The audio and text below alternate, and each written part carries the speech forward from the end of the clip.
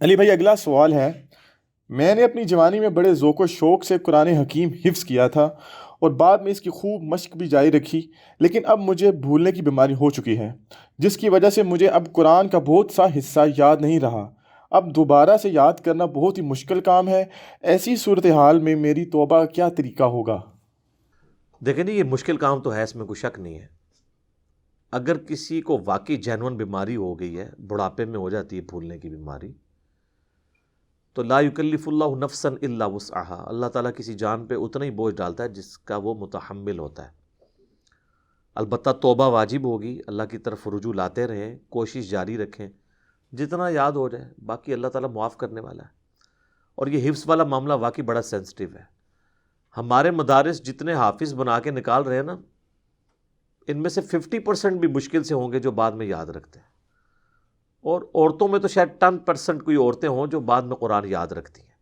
عورتوں کے تو حفظ کے میں اس لیے خلاف ہوں، ان کو کتابیں پڑھانی چاہیے، کیونکہ ان کی بعد کی زندگی میں حفظ کو مینٹین رکھنا مشکل ہے۔ مردوں کو تو موقع مل جائے گا، وہ قیام اللیل کروا لیں گے رمضان میں، تراویح تو ہر سال ان کی ریویژن ہوتی رہے گی۔ عورتیں تو بیچاری پھر بعد میں بچے پالنے کی تکلیف سے گزرتی ہیں، اور پھر ان کے لیے گھر کی مصروفیات ایسی ہوتی ہیں۔ اس کے باوجود جو عورتیں یاد رکھ لیتی ہیں ان کو سلام ہے، لیکن اوورال یہ بڑا مشکل کام ہے۔ باقی یہ قرآن جو ہے، یہ جب یاد کیا آپ نے، جس نے حفظ کی نیت سے، اور ماں باپ کو بھی چاہیے کہ زبردستی حفظ نہ کروائیں، جس کا رجحان اس طرح کا ہو اس کو حفظ کروایا جائے، اور پھر بعد میں اس کو مینٹین کرنا بھی مشکل ہوتا ہے۔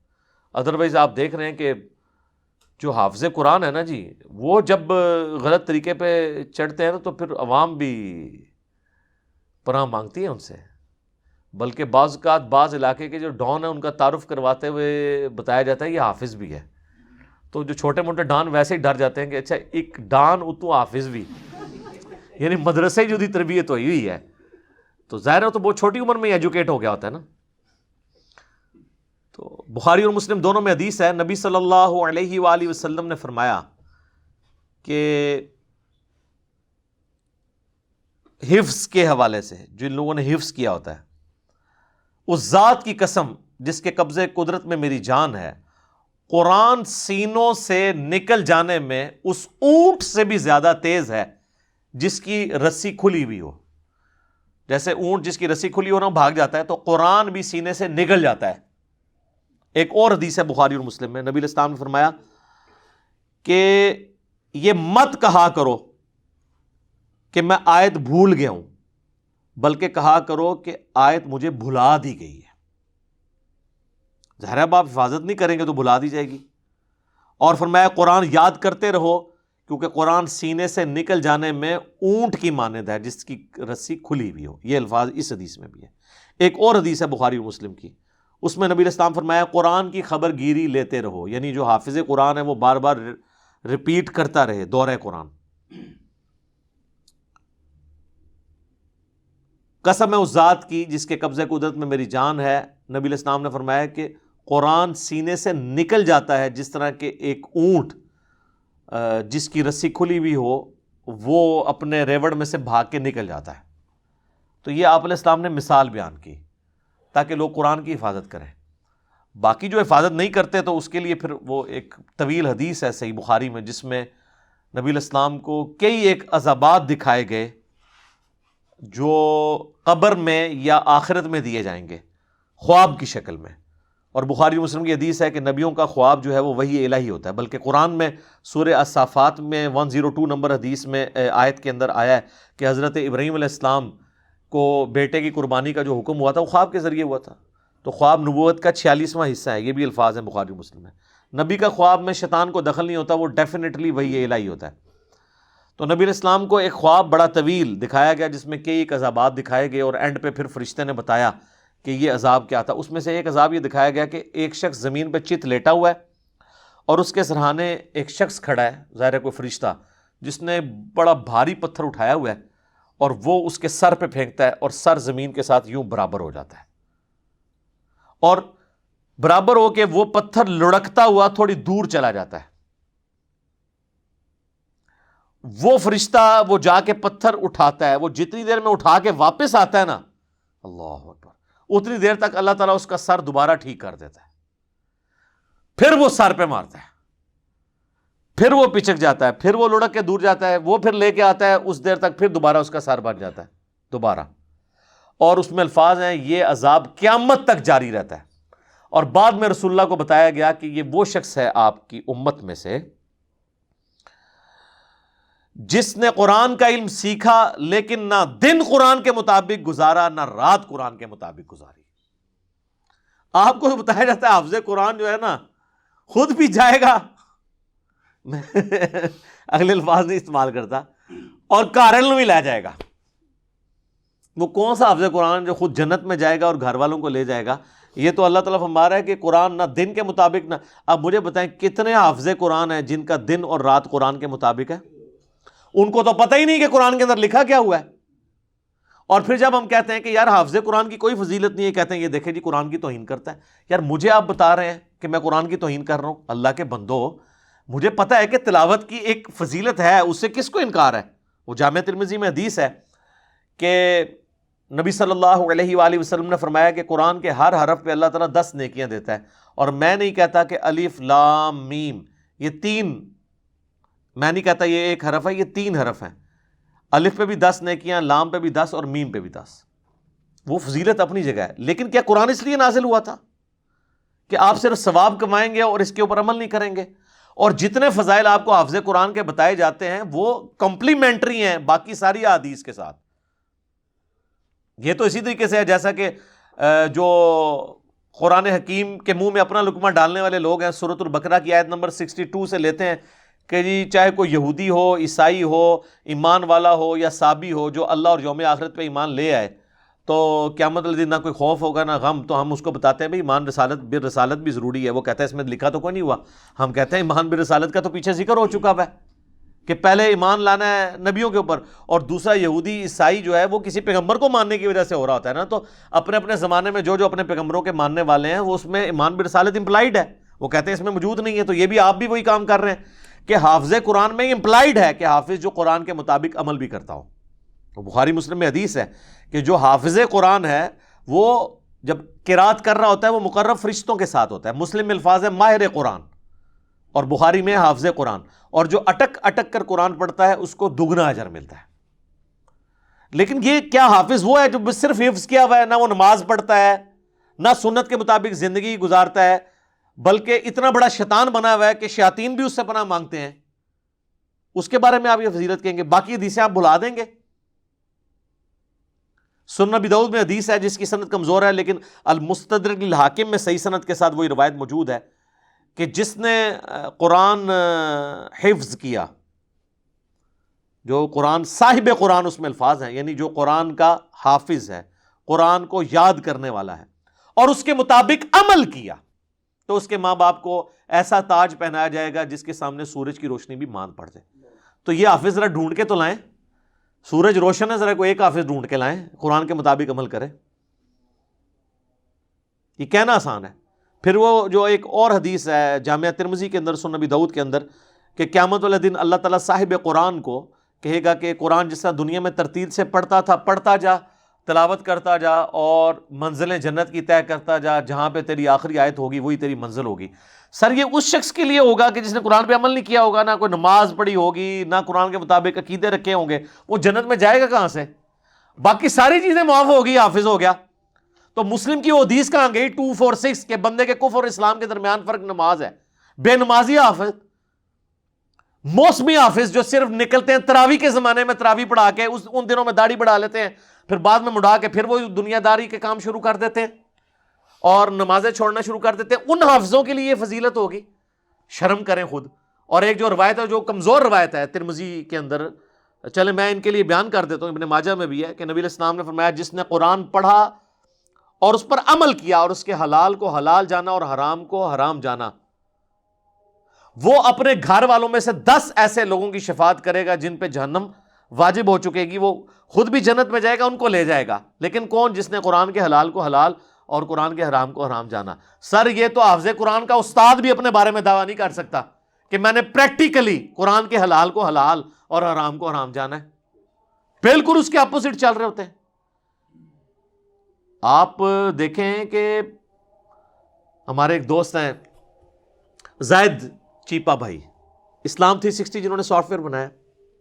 یہ اذانیں ہو رہی ہیں لیکن ہم وقفے میں ایک اذان کا جواب دے لیتے ہیں، وہ سب کی طرف سے کافی ہو جائے گا، اس لیے علمی مجلس کو روکنا ضروری نہیں ہے.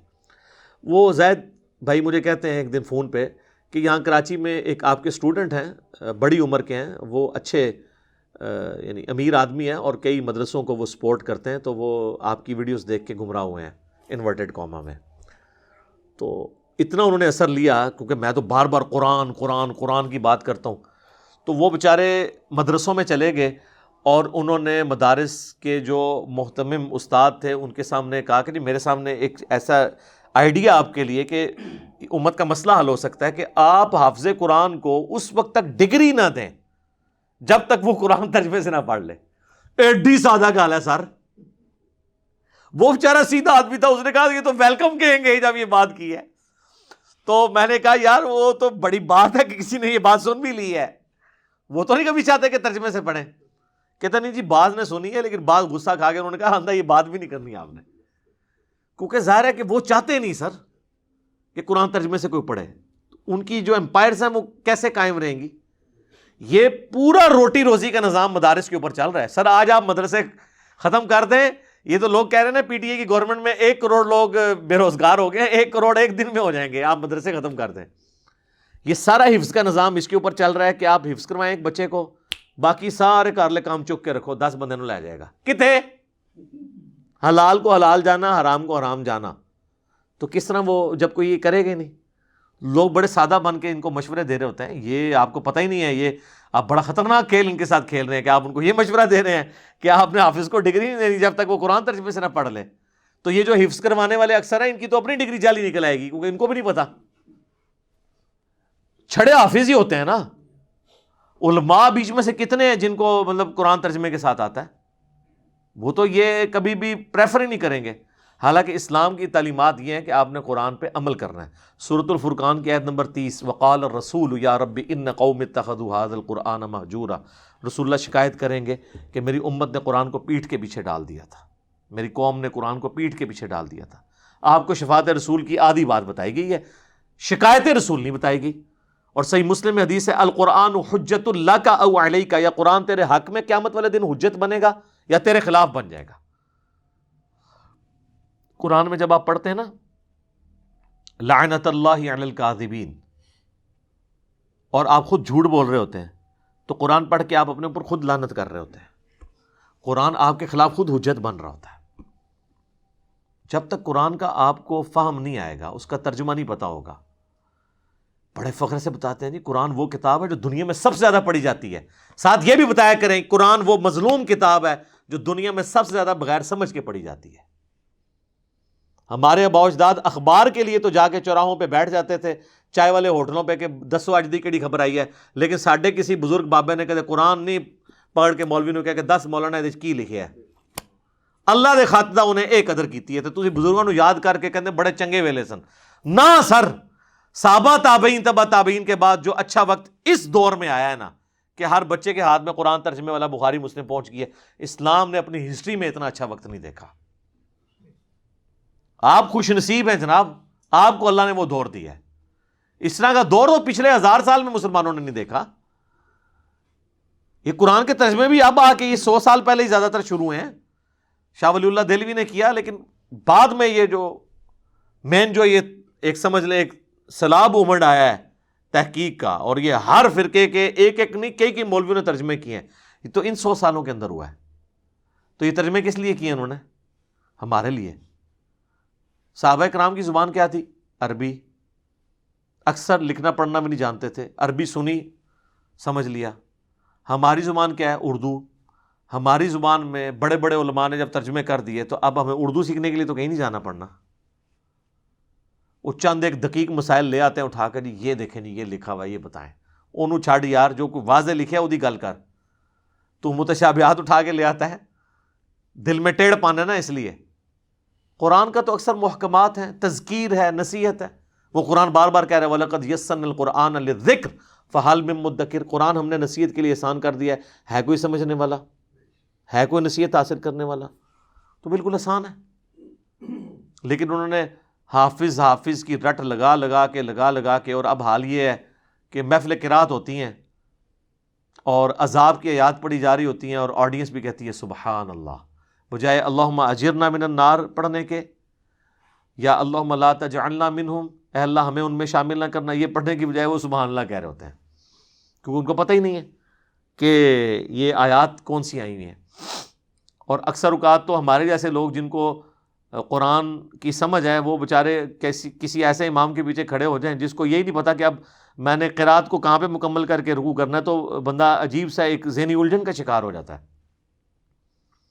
ہمارے محلے میں ایک مسجد ہے دیوبندیوں کی، تو میں فجر کی نماز کئی بار وہاں پڑھنے کا اتفاق ہوتا تھا، تو آپ کو پتہ ہے کہ حنفیوں کے جو ائمہ ہیں انہوں نے چند ایک آیات رٹی ہوئی ہوتی ہیں، پورا قرآن تو گو تھرو کرتے نہیں ہیں، چند ایک 30ویں پارے کی صورتیں، سورہ بقرہ کی آخری 2 آیات، سورہ حشر کی آخری 3 آیات، یہی ہے نا، ٹھیک ہے، سورۃ الفتح کی آخری آیت، چند ایک مخصوص آیات جو مشہور مقامات ہیں نا وہ رٹے ہوتے ہیں، وہ آلموسٹ الٹرنیٹیولی وہ ریپیٹ ہو رہے ہوتے ہیں۔ تو اس طرح اس نے ایک مشہور مقام جو ہے نا وہ سورہ البقرہ کی آیت نمبر 159 اور 160 جو ہے نا وہ پیچھے سے شروع کرتا تھا نا، اور ہر دفعہ آ کے نا وہ مطلب لانتے بھیج کے نا رکوع میں چلا جاتا تھا۔ وہ میں آپ کو آیت بتاتا ہوں تو آپ کو پتہ چل جائے گا، اس کو کنکلوڈ کرتے ہی نہیں تھا۔ یہ سورۃ البقرہ کی آیت نمبر 159 ہے، ان الذین یکتمون ما انزلنا من البینات، بے شک وہ لوگ جو چھپا لیتے ہیں روشن دلائل میں سے جو ہم نے نازل کیے ہیں، والہدا اور ہدایت، من بعد ما بیناہ للناس، بعد اس کے کہ ہم نے لوگوں کے لیے اس کو بیان کر دیا، فی الکتاب، کتاب کے اندر یا شریعت میں، اولئک یلعنہم اللہ ویلعنہم اللاعنون، ایسے لوگوں پر اللہ کی لعنت اور تمام لعنت کرنے والوں کی لعنت جو حق بات کو چھپا لیتے ہیں۔ اس کے بعد وہ کہتا تھا اللہ اکبر رکوع میں۔ تو میں نے ایک دن ارادہ کیا کہ یار اس کے ساتھ اگلی آیت ہے اس میں مضمون کنکلوڈ ہو رہا ہے، پوری تو پڑھ لیا کرو۔ خیر اللہ کا کرنا ہوا کہ اس فجر میں اس نے نا وہ اگلی آیت بھی پڑھی، تو وہ اس کے والد صاحب نے اس کو، یعنی میری کرامت نہیں ظاہر ہوئی ہے، اس کو بتا دیا ہوگا کہ بھئی ہر دفعہ لانتے بھیج کے تو چلا جاتا ہے، آگے کیا آیت ہے اس کے ساتھ جڑی ہوئی ہے، الا الذین تابو، اس لیے 2 آیتوں کے درمیان اوپر لا بھی پڑی ہوئی ہے۔ جب 2 آیات کے درمیان ایک آیت کے اینڈ پہ اوپر لا پڑی ہوئی ہو تو اس کا مطلب ہوتا ہے کہ مضمون آگے جا کے ختم ہو رہا ہے۔ الا الذین تابوا، ہاں مگر جو لوگ توبہ کر لیں، وہ اصلحوا اور اپنی اصلاح کر لیں، وہ بینوا اور وہ باتیں جو چھپائی ہوئی تھیں وہ بیان کر دیں، یعنی جنگ جمل صفین نہروان والی حدیثیں ہیں، فاولئک اتوب علیہم، تو ایسوں کی توبہ اللہ تعالیٰ قبول کر لے گا، وانا التواب الرحیم، اور میں توبہ قبول کرنے والا مہربان ہوں۔ یہاں پہ ٹاپک کنکلوڈ ہو رہا ہے۔ تو اس طریقے سے یعنی لوگ چونکہ قرآن کا ترجمہ آتا نہیں ہے، اور اس کا پھر رزلٹ یہ بھی نکلتا ہے، بعض اوقات حافظ جو ہیں وہ جنت والی آیات پڑھ کے تو اینڈ پہ جہنم کی خوشخبری سنا رہے ہوتے ہیں، اور جہنم والی آیات پڑھ کے جنت والی آیات وہاں پہ فٹ کر دیتے ہیں۔ وہ ظاہر ہے وہ بالکل ساتھ ساتھ چل رہی ہوتی ہیں، تو ان کو تو ترجمہ نہیں پتہ ہوتا کہ اب ادھر کیا لگانا ہے، وہ دوسری پٹری پہ چڑھ جاتے ہیں۔ اگر ترجمہ آتا ہو تو ان کو خود ہی آئیڈیا ہو جائے کہ یار یہ آیت اس طریقے سے نہیں ہوتی۔ ایک تو ہے متشابہ، ملتی جلتی آیات، وہ تو ایک الگ چیز ہے، اس طرح کا معاملہ بھی کر جاتے ہیں۔ تو ترجمہ آتا ہوگا تو فائدہ ہوگا۔ آپ دیکھیں تراویح پڑھ کے فارغ ہوتے ہیں، نہ تراویح پڑھانے والے کی زندگی میں کوئی تبدیلی آتی ہے، نہ تراویح پڑھنے والے کی۔ واللہ قرآن اگر آپ کو پتہ ہو کہ قرآن کیا بات کہہ رہا ہے تو میں پوری تراویح کی تو بات ہی نہیں کرتا سر۔ ایک تراویح، ایک رات کی تراویح، ایک رات کا قیام اللیل آپ کی زندگی کایا کلب کرنے کے لیے کافی ہے۔ اور میں حیران ہوں کہ یہ کون سی اسلام کی خدمت ہے کہ رٹی رٹائی آیات ہیں۔ کوئی دنیا میں ایک مسجد ایسی نہیں ہے کہ کم از کم فجر کی نماز میں، مغرب کی نماز میں، عشاء کی نماز میں وہ سورۃ الفاتحہ سے قرآن شروع کر کے والناس تک مکمل دورہ کرواتے رہے، یعنی قرآن شروع ہو اور مکمل ہو رہا ہو، روزانہ نئی آیات آ رہی ہوں، آپ کا کمپیوٹر چارج ہو رہا ہو دماغ کا، اور آپ دین لرن کر رہے ہوں، ٹھیک ہے، وہ انہوں نے ایسی پابندی لگائی ہے کہ اب وہ پاسبل نہیں ہے۔ اور محفل قرات ہو رہی ہیں، اس میں بھی ریاکاری ہو رہی ہے۔ سنن نبی داؤد میں حدیث ہے، نبی علیہ السلام ایک مجلس میں آئے، کچھ عربی قرآن پڑھ رہے تھے، ایک اجمی، کچھ اجمی پڑھ رہے، تو آپ نے فرمایا دونوں اچھے ہیں، یعنی آپ نے اس کی نا ایز سچ اس کے اوپر فتویٰ نہیں لگایا۔ ظاہر اجمی بیچارے کتنا اچھا قرآن پڑھ سکتے ہیں، اصل ایمفسائز تھا قرآن پڑھنے پہ، اور پھر آپ نے فرمایا کہ ان قریب ایسے لوگ آئیں گے جو قرآن کی نوک پلک درست کریں گے، یعنی وہ بڑی طرزیں لگا کے اور بڑی تجوید کے ساتھ عین ہا نکال کے، لیکن آپ فرمایا کہ اس کے اگینسٹ وہ دنیا سے اجر ڈیمانڈ کریں گے، ان کو ان کا اجر دنیا میں مل جائے گا، آخرت میں ان کے لیے کوئی حصہ نہیں ہوگا، ریاکاری کے لیے کر رہے ہوں گے۔ جو صحیح مسلم میں حدیث ہے کہ قیامت والے دن ایک سخی کو، ایک شہید کو اور قرآن کے قاری کو لایا جائے گا، اللہ تعالیٰ ہر ایک کو اپنی نعمتیں گنوائے گا اور پھر پوچھے گا ہاں بھی اس کے اگینسٹ تو نے میرے لیے کیا کیا؟ سخی کہے گا اللہ کوئی موقع نہیں میں نے جانے دیا، جہاں جہاں میں نے خرچ کرنا تھا تیری طرف سے حکم تھا کیا۔ شہید کہے گا اللہ جان دے دی اور کیا کرتا، سب سے قیمتی چیز۔ قرآن کا عالم کہے گا کہ میں نے قرآن سیکھا اور لوگوں کو سکھایا، تو اللہ تعالیٰ ہر ایک کے اوپر ورڈکٹ دے گا۔ سخی کو کہے گا تو نے اس لیے کیا تھا کہ لوگ تجھے سخی کہیں، تو دنیا میں تیری تعریف ہو چکی ہے، میرے سے کیا اجر لینے آیا؟ تو نے تو اپنا اجر پا لیا دنیا میں جس کے لیے تو نے کیا تھا، اوندھا منہ کر کے جہنم میں۔ اسی طریقے سے شہید کو اللہ تعالیٰ کہے گا تو اس لیے لڑا تھا کہ لوگ تجھے بہادر کہیں، تو دنیا نے بڑی تعریف کی ہے، تجھے بڑے تمغے بھی ملے ہیں، میری طرف کوئی اجر نہیں ہے، جا جہنم میں۔ اور قرآن کے عالم کو بھی پھر اللہ تعالیٰ فرمائے گا تو نے اس لیے کیا تاکہ لوگ تیری تعریف کریں۔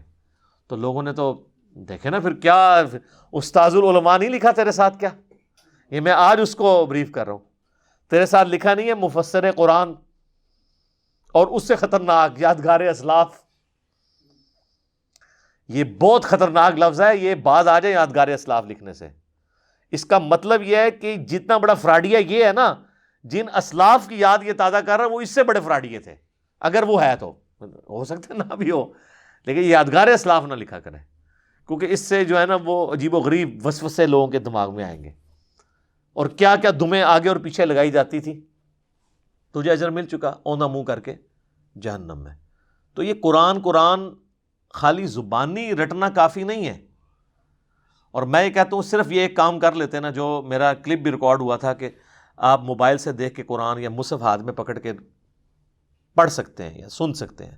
صحیح بخاری میں تعلیقاً امام بخاری لے کے ہیں، اور سنن کبریٰ البیہقی میں اور باقی کتابوں سے میرا وہ کلپ ہے، موبائل میں دیکھ کے قرآن کو پڑھنا یا تراویح میں قیام اللیل میں۔ یہ اگر چیز شروع کر دیتی لوگوں کا انٹرسٹ بھی ہوتا، ترجمہ والا قرآن لوگ پیچھے کھول لیں، امام قرات کر رہا ہے، ایئر فلائٹ موڈ میں لگا دیں اپنے موبائل کو، سر 2 رکوع یا 4 رکوع گزرنے کا بھی آپ کو پتہ ہی نہیں چلے گا۔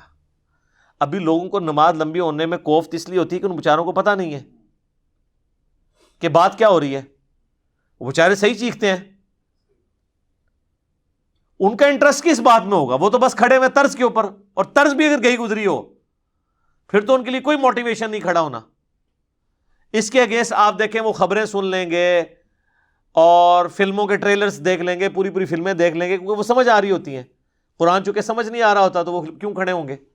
تو یہ سر حافظ قرآن مہربانی کریں، میں تو بار بار ریکویسٹ کروں گا کہ آپ لوگ جو حافظ قرآن کے نام کے اوپر کھا رہے ہیں نا اتنا کچھ، اور اپنے مدرسے چلا رہے ہیں، تو اس کھانے کو حلال کریں، بچے ایسے نکالیں جو اس امت کے لیے ایسٹ بنے، قرآن کے حلال کو حلال جانے، حرام کو حرام جانے۔ اور ماں باپ سے میں ریکویسٹ کروں گا کہ آپ نے جو امیدیں لگائی ہوئی ہیں نا، اے نہ کدھر اور ہی لے جان تو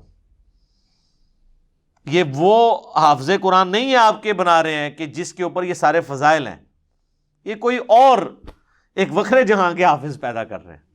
وہی جو ہم آپ کو کہہ رہے ہیں کہ مرنے سے پہلے اے مسلمان کر لے اس پہ غور، کتابوں کا حافظ اور ہے، بابوں کا حافظ اور، کتابوں کا خدا اور ہے، بابوں کا خدا اور، کتابوں کا دین اور ہے، بابوں کا دین اور۔ یہ تو سر ایک ایسی چیز ہے کہ اس کے آگے آپ لگاتے جائیں نا، جتنے بھی آپ کو نون چیزیں ہیں وہ آپ لگاتے جائیں۔ کتابوں کے علماء اور ہیں، بابوں کے علماء اور،